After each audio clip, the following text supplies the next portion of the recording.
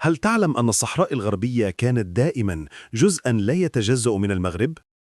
قبل تدخل القوى الاستعمارية وقبل أي نزاع سياسي، كان المغرب يسيطر على هذه الأراضي منذ قرون، محافظاً على ولاء القبائل وإدارة القضاء والضرائب. اليوم سنكشف القصة الكاملة لجذور السيادة المغربية على الصحراء، وكيف حسم المغرب هذا الملف التاريخي ضد الأطماع الخارجية. تابعونا، ولا تنسوا الاشتراك وتفعيل الجرس لتعرفوا تفاصيل الفصول القادمة.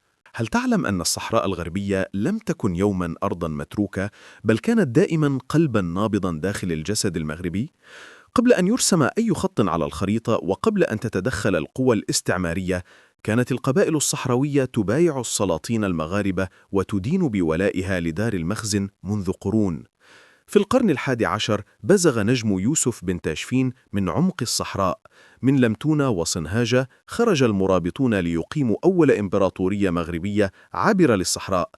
من واحات أدرار إلى فاس ومراكش، كان النفوذ المغربي يمتد بخطوط من الإيمان والتجارة والدم. ثم جاء الموحدون ليواصلوا المسار.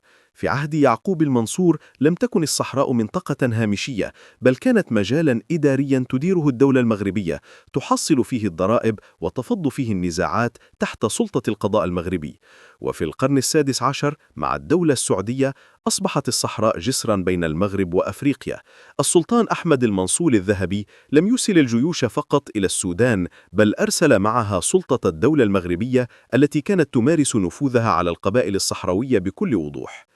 ثم جاء عهد المولى إسماعيل السلطان الحديد، الذي بسط سلطته على وادي نون ووادي الذهب، وأرسل ولاته لضمان الأمن والعدل في ربوع الصحراء.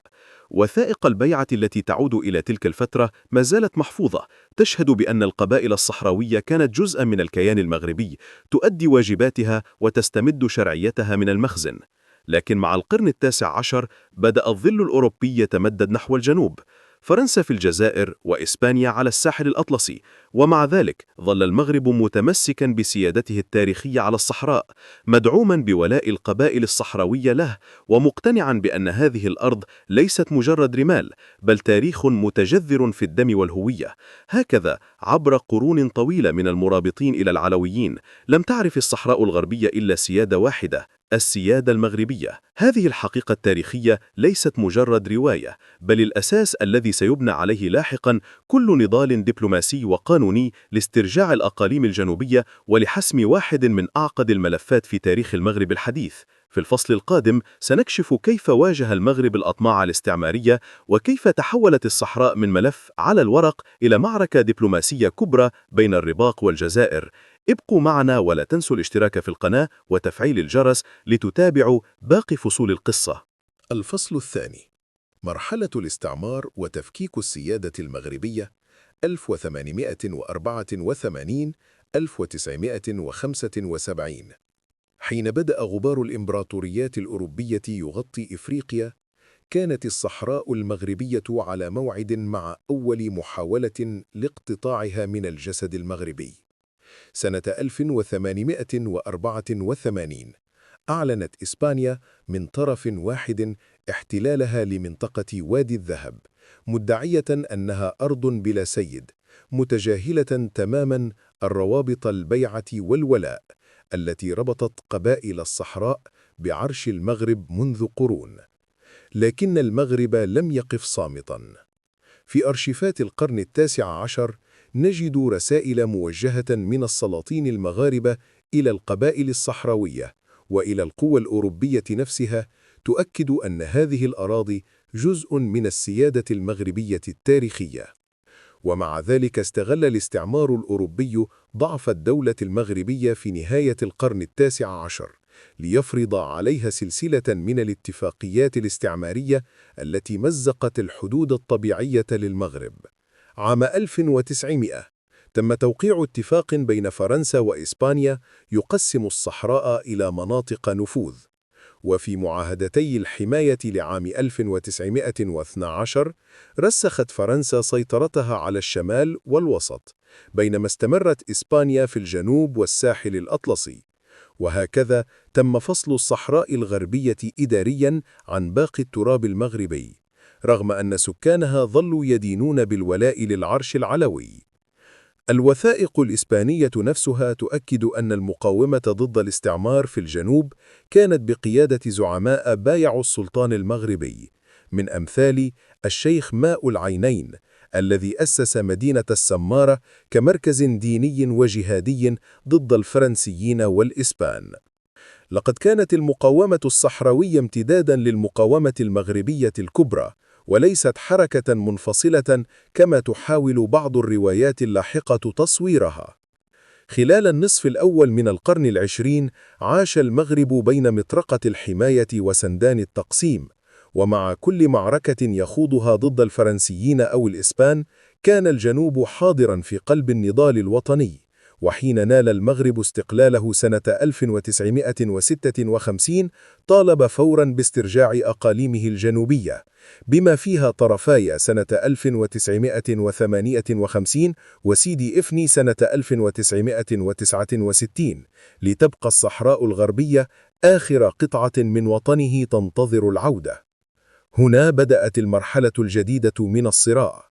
لم تعد المسألة بين المغرب وإسبانيا فقط، بل دخلت الجزائر على الخط لتبدأ فصول معركة دبلوماسية وسياسية طويلة ستقود في النهاية إلى حدث غير مجرى التاريخ، المسيرة الخضراء سنة 1975. الفصل الثالث: الدبلوماسية المغربية، المعركة التي حسمت الصحراء بلا رصاصة. بعد نجاح المسيرة الخضراء سنة 1975 لم تكن المعركة قد انتهت. الاحتلال الإسباني انسحب رسمياً، لكن الجزائر لم تتقبل أن يستعيد المغرب صحراءه، فاختارت دعم جبهة البوليساريو، معلنة ميلاد صراع سياسي طويل الأمد. هنا بدأ المغرب المعركة الدبلوماسية الأذكى في تاريخه الحديث. بينما كانت الجزائر تراهن على الحرب والدعاية، اختار المغرب طريق القانون والشرعية الدولية. ففي قاعات الأمم المتحدة وفي أروقة منظمة الوحدة الإفريقية كانت الوفود المغربية تدافع بحجج تاريخية وقانونية دامغة، مدعومة ببيانات البيعة القديمة التي تربط قبائل الصحراء بالعرش العلوي منذ قرون. في المقابل كانت الجزائر تواجه عزلة متزايدة، فمعظم الدول الإفريقية والعربية أدركت أن مطلب تقرير المصير الذي تروج له لم يكن سوى غطاء لتقسيم المنطقة. ورغم الاعتراف الجزئي الذي حصلت عليه البوليساريو داخل الاتحاد الإفريقي في الثمانينيات، إلا أن المغرب لم يستسلم، بل انسحب مؤقتاً من المنظمة سنة 1984 رافضاً أي اعتراف بكيان وهمي فوق أرضه، ومواصلاً بناء تحالفاته بهدوء. ثم جاءت التسعينيات والألفية الجديدة لتكشف نجاح هذه الاستراتيجية، إذ بدأت دول عديدة تسحب اعترافها بالبوليساريو واحدة تلو الأخرى في إفريقيا وأمريكا اللاتينية. وفي 2017 عاد المغرب بقوة إلى الاتحاد الإفريقي بعد أن تغيرت موازين القوى لصالحه. أصبح المغرب شريكاً اقتصادياً محورياً في القارة، وبدأت عشرات الدول تفتح قنصلياتها في العيون والداخلة اعترافاً ضمنياً بمغربية الصحراء. في الوقت ذاته وجدت الجزائر محاصرة بخطابها المتكلس وسط تراجع اقتصادي ودبلوماسي وعزلة متزايدة في الساحة الإفريقية والعربية، بينما كان المغرب يؤكد خطوة بعد أخرى أن القوة لا تعني الحرب، بل القدرة على إقناع العالم بالحق والشرعية.